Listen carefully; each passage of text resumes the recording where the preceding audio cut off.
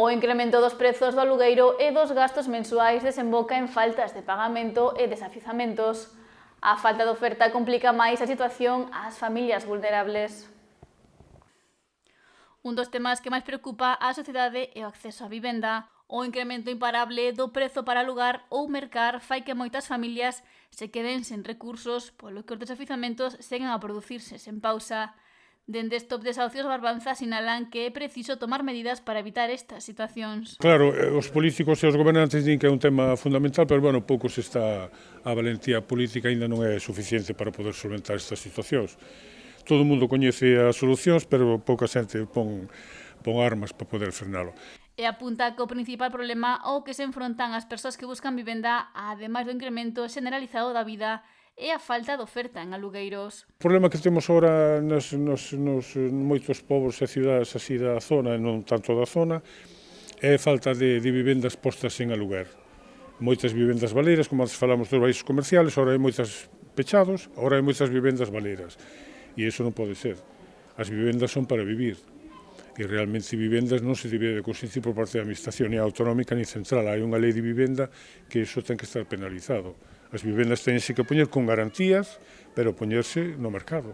Reafirma a idea de que non pode haber vivendas baleiras. Facer a Xunta tuvo hai moitos anos un plan Aluga, onde se fixo unha campaña de sensibilización moi pequena por parte de moitos concellos, onde se chamaba aos propietarios de vivendas a que poñían en alquiler, en aluguer, a través de unhas garantías de garantizando a renta e os daños que poida haber nesa vivenda.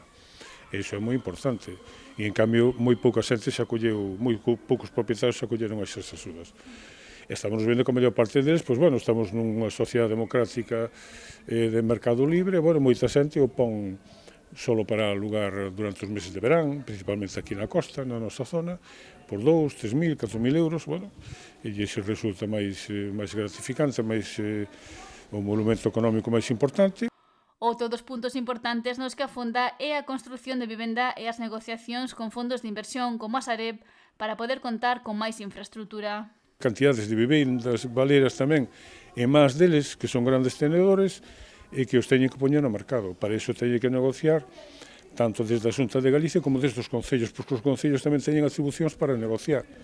Aquí agora estamos vendo, por exemplo, en Ribeira, que hubo unha salida duns ocupas duns edificios ali da zona de Avesadas, que eses edificios se están negociando por parte do Concello e a Xunta de Galicia, ca Sareb, para que repercuta, para que o Concello poda destinalos a vivendas sociales en aluguer asequibles.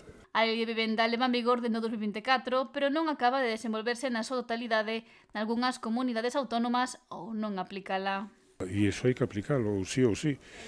E, por lo tanto, a Administración Central terá, así como o País Vasco e Cataluña aplican as leis, bueno, o País Vasco ten unha lei de vivenda propia, Cataluña aplica a lei de vivenda, Barcelona como ciudad está dando os seus frutos con os topes á vivenda de alugueres en zonas tensionadas, e hai concellos como o de Santiago que está solicitando a Xunta para declarar a zona tensionada, e hai que autorizarlo, porque hai alugueres insoportables. Un aluguer non se pode pagar, aquí, por exemplo, entre nós en Ribeira non pode pagar un aluguer 600 euros, cando un salario mínimo son 1.200 euros. En Santiago se está pagando hasta 1.000 euros e máis por cada tal, e teñen que compartir habitacións, iso non é normal.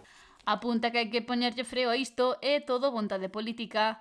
Un dos medios que hai entre a sociedade é que se ocupe unha vivenda, algo que Pena sinala que é moi pouco probable que suceda.